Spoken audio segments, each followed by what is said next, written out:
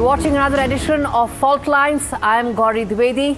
This week on the show, we talk about Donald Trump's yet another armada warning to Iran. With tensions escalating, is there a way out? What are Trump's options? We tell you. Second big story on the show this week is, well, the expendables that are part of Russia's grinding war in Ukraine, which is going to complete 4 years soon. How many of them are actually of foreign origin? We tell you just that. And the third important story on the show, Indian jets on China's choke point. On the Malacca Strait, you have a big exercise by IAF along with Thai Air Force. We tell you the messaging, the big messaging there from India to China. All right, the first story on the show this week, well, the fault line between Washington and Tehran that is glowing red. A high-stakes White House summit between President Trump and Prime Minister Netanyahu. A warning from Tehran that its missiles are non-negotiable. And a surge of American warplanes, carriers and Patriot systems flowing into the Gulf. Diplomacy is alive, but is barely breathing. Behind closed doors, Donald Trump insisting that talks must continue. Netanyahu demanding a harder line. Iran drawing a red line on its ballistic arsenal. Even as missiles are tested, drones intercepted, and an armada that is moving into position. Is this just bluster, or is this a prelude to something much bigger? We tell you and decode just that for you on the wall. Let's put out some of those graphics right here for viewers to better understand what are the flashpoints and how things stand right now. First and foremost, that summit, that emergency meeting that took place indicates that Israel is cognizant of the fact that if there are any escalations between US and Iran, retaliatory strikes will come on Israeli territory and it will need the backing of Donald Trump and America. Second, the missile line of Iran is actually non-negotiable. Now, why is this important? It is important because there are a very large arsenal of ballistic missiles that Iran has, which Israel says is a big concern and a big barrier for any long-term security negotiations, something that Tehran says is a no-go zone because they say only talk on uranium enrichment, but Israel and Donald Trump say unless you address the ballistic missile stockpile, it's not a deal. Third important aspect, US considers, well, a second carrier in Middle East. Now, this is very important, viewers, because there's already one movement of a second aircraft carrier by the US in these waters indicates the intent to scale this up further. And that intent, viewers, is extremely important. US has one of the largest bases, Qatar being one of them, which has seen heightened activity in the last couple of days. Add to it the possibility of a second aircraft carrier, and you're talking about combat readiness of America, indicating this could actually blow red any moment. 110 plus US C-17 deployments in the Gulf. As I said, the messaging here is important. US Patriot systems have actually gone mobile in Qatar. This is the next important aspect. The US Patriot systems in Qatar, where they are now on combat readiness, indicating that they are willing to now take this a notch higher if things go not as planned. Lastly, now, Oman talks are a good start, but they're just that. They are just a good start. They are indirect form of diplomacy. Both sides don't have any formal bilateral relations since 1979. Which way it will go, what will be the diplomacy here is the big key question. Now, here's the picture tonight. Diplomacy inching forward in Oman, pressure mounting in Washington, red lines hardening in Tehran, and Israel warning that it may act alone if it feels cornered. The stakes are very high. Iran's nuclear future, its missile arsenal, and the possibility that one miscalculation could ignite the Gulf. Now, to understand how we really got here and what happens if these talks collapse, this report tells you.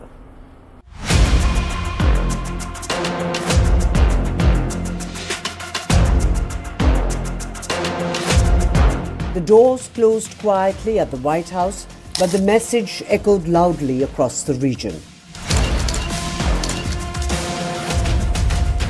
US President Trump and Israeli Prime Minister Benjamin Netanyahu met for nearly 3 hours. There were no cameras and no grand declaration. There was just one clear signal. Negotiations with Iran will continue for now. Trump says a deal is his preference, but he's also warned if diplomacy fails, America will do something very tough. We have a massive flotilla right now going over to Iran. We'll see what happens. I think they want to make a deal. I think they'd be foolish if they didn't. Tehran is listening and digging in.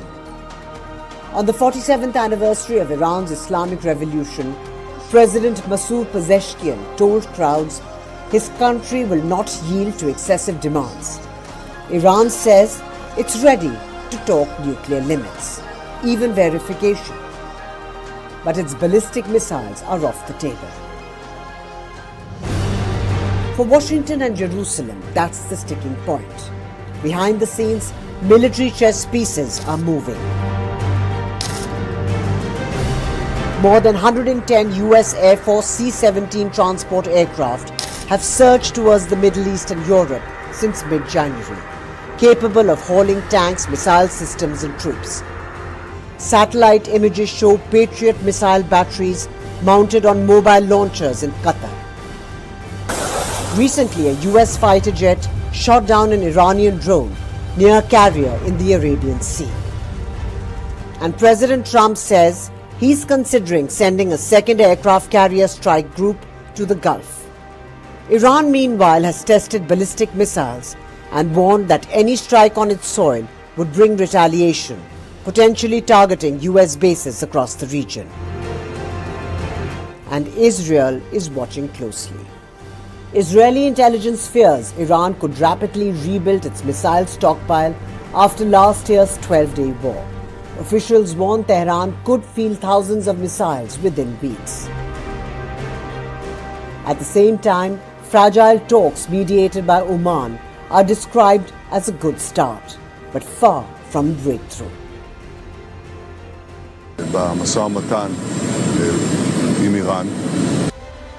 This is diplomacy under a ticking clock. An NDTV Bureau report. Now, to talk more on this, Adel Nazarian, who's a senior fellow at Gold Institute for International Study, joins me from Washington, D.C. Adel, thanks much for speaking to me on Faultlines. Let me start by asking, what do you make of these growing tensions between the U.S. and Iran? Do you think that there is a real possibility of a military escalation and a possible assault by America on Iran?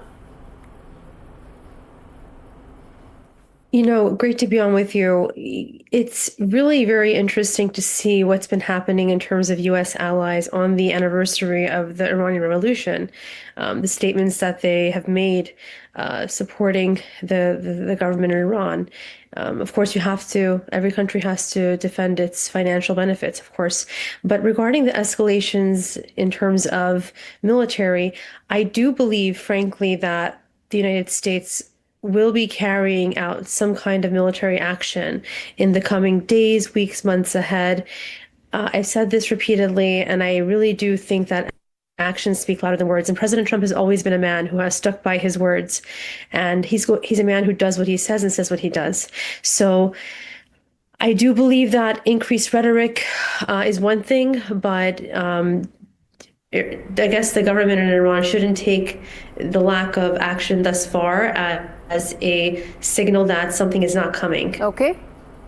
So when you say something is possibly coming, what could that be? Could it be like one of the B-2 bomber strikes that took place last summer? Or could it be even more extensive than that? Because there's a message that Donald Trump is sending to Iran, and that is what is going to come forth in these military escalations that you're mentioning. What could that be? I frankly think that it will look, I think the B-52 bombers are one thing. I think it's going to be much more extensive than that. I think the message that America is sending, as it will be sending, as it should, is that as the defender of human rights throughout the world, that 50,000 people being massacred in the streets of Tehran and Iran, just generally, is unacceptable. And I think it's really quite cute how they have people like Rick Sanchez and a Pakistani lady from London going around in Tehran and acting like there's nothing wrong in the streets of Tehran and everything is fine, everything is as usual. That's actually straight out of the playbook of the Mujahideen al-Khalq, the MEK. And you have to realize the current government is no different than the MEK and MEK vice versa.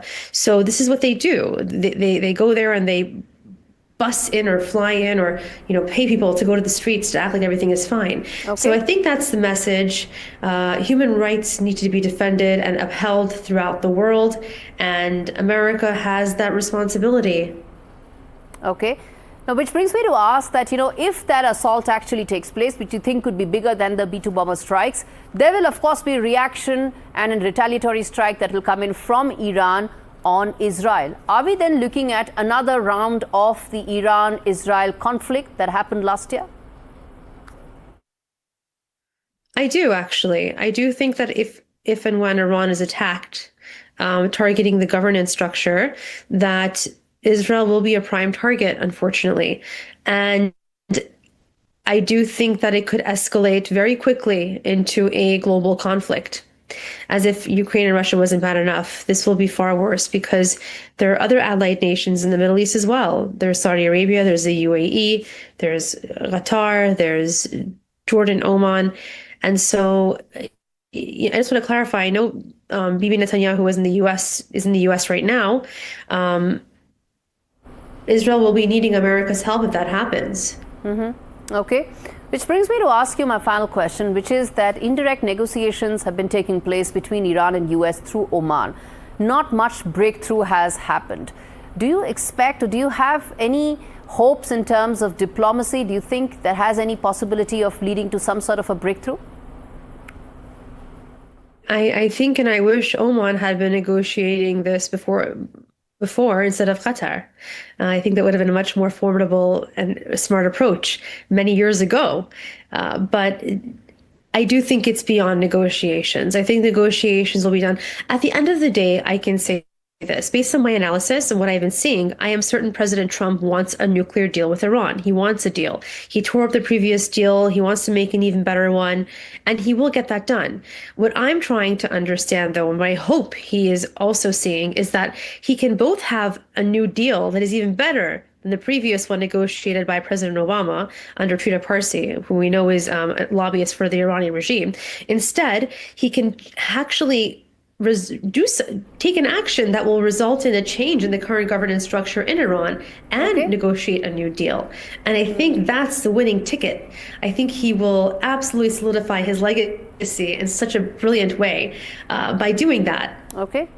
All right, Adele, I'm going to leave it there. Thanks much for speaking to me on Faultlines. And viewers, this brings us to the blinkers of segment on the show. Well, there are no easy answers for Donald Trump. He wants his legacy to be the American president who ended the Iranian nuclear program, not enable it.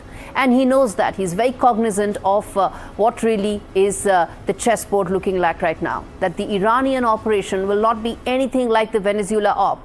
And the kind of military operations that are quick in and quick out, something that Donald Trump likes. But in Iran, it may actually be a long-drawn battle, and American forces in the region are not adequate to support a significant long-term military preps and a military operation in Iran. So Donald Trump's options are very limited on the table. He has some legacy-defining decisions to be taken, even as Middle East peace is on the edge. A new front is now emerging in Russia's war, and this time it is online and not just on the battlefield. From Southeast Asia to Africa, from India to Latin America, there are thousands of foreign nationals that are being pulled into the conflict. Some sign up for money. Some are promised jobs. Some say they were tricked. Ukraine says Russia has recruited at least 18,000 foreign nationals from 128 countries. Yes, you heard that right. Moscow calls them volunteers. Kiev actually is terming them as expendables. The casualties are mounting. More than 1.2 million Russian losses have been claimed by Ukraine. These are, of course, exaggerated figures because they are Ukrainian figures, but nevertheless, there are losses on the battlefield, which means that the demand for manpower is relentless. How do this actually happens now? Why are both Russia and Ukraine now turning to foreign fighters? Who is paying the human price? This report decodes all this and much more for you.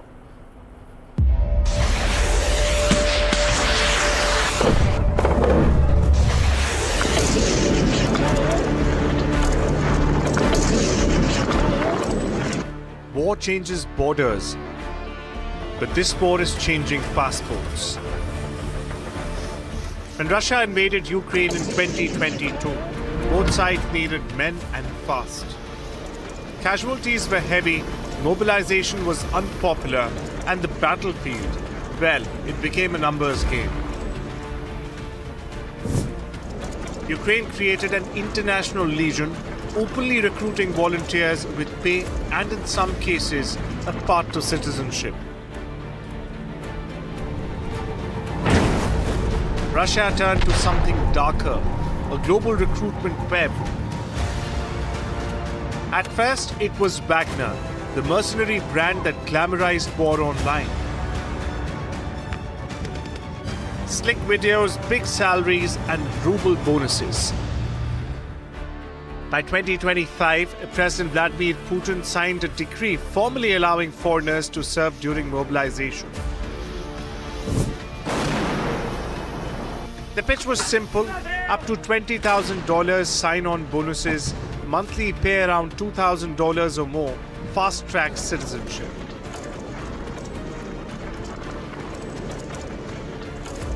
But reality hit like a hammer. Some recruits received just 5 to 10 days of training.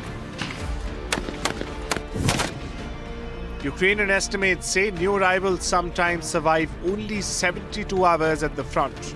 Ukraine now claims Russia has recruited at least 18,000 foreigners from 128 countries. More than 3,300 foreign fighters have reportedly already been killed. Some joined willingly, chasing money in struggling economies. Others say they were lured by fake job ads, security work, construction, factory jobs, only to be handed rifles. Russia's strategy is attritional. Wave after wave of infantry assaults. NATO estimates suggest Russia is losing 20 to 25,000 troops a month. 2 armies, 2 recruitment models, and in villages thousands of miles away. Families are learning the cost of a war they never chose in the first place. Bureau Report, NDTV World.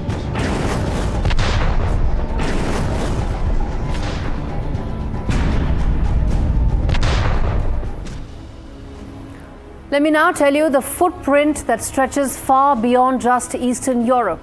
Ukraine says at least 18,000 foreign nationals from 28 countries have fought for Russia. Some nations have actually repatriated citizens. Others are still searching for the missing. Let's now break that down for you country-wise. First and foremost, Nepal, anywhere between 14 to 15,000 people have actually been recruited. This could be through a multiple network of agents, all of which then ensure that finally people land on the battlefield, a battle that they are fighting that is not even theirs. North Korea, 12,000 troops. This is also part of the deal that took place between Russia and North Korea, by which Pyongyang is providing its troops.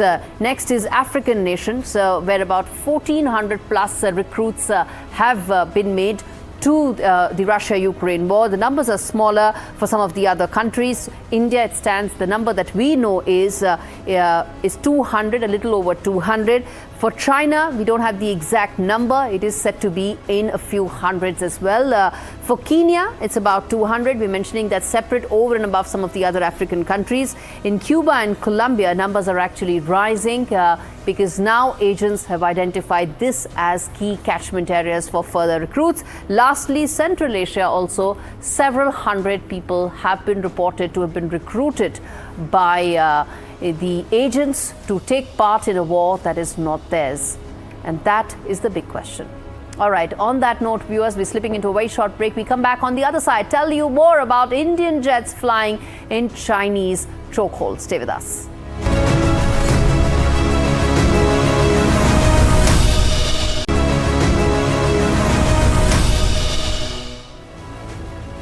A high-altitude message was just sent over one of the world's most critical sea lanes. Indian Sukhoi 30 MKIs flying shoulder to shoulder with Thailand's Gripens right over the northern approaches of the Malacca Strait. This is China's most sensitive maritime choke point. Almost 25% of global trade passes through the Malacca Strait. It's a lifeline for Beijing's oil and energy flows because any other alternate route is much costlier. And now the roar of the joint combat drills slicing through that strategic corridor.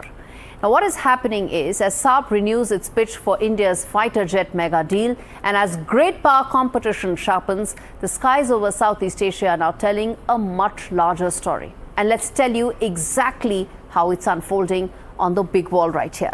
First and foremost, now this is a joint exercise that is taking place in the Malacca Strait, where you have the Sukhois and Kripens over the strategic Strait of Malacca, sending out a very strong, simple, straight message to China regarding the Indo-Pacific. China's energy lifeline corridor is through this Malacca Strait, and it's actually a very narrow strait, about 65 kilometers to about a little over 200 kilometers, through which you have a quarter of the world's global trade passing by, which is why this is a very strong, powerful message to China.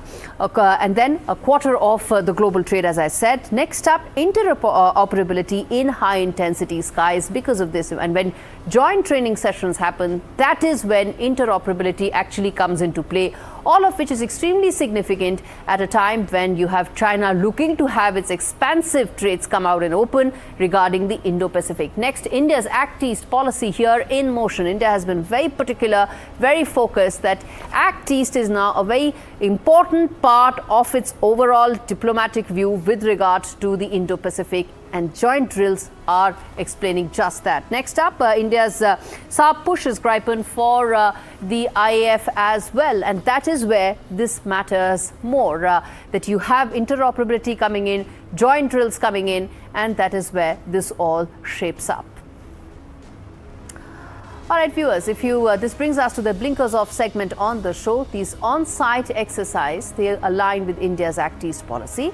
They also foster closer ties with Southeast Asian nations amidst their shared concerns with regards to stability, with regard to Indo-Pacific being free and open. Now, the India-Thailand engagement actually now is a very important aspect of what is now turning out to be a very packed exercise calendar for the IAF, particularly after Operation Sindoor. And over the next 2 months, there will also be multiple exercises that will take place with, of course, friendly foreign air forces, including those of France, the US and Greece. All of it ties in well with India's larger position and view after Operation Sindoor, that it will continue to take part in high-profile drills and ensure that the force is fighting fit and ready for any future untoward activity. All right, with that, we wrap things up on this edition of Faultlines. Thanks so much for watching. Next week, I come back with yet another conflict, yet another war zone decoded right here on Faultlines.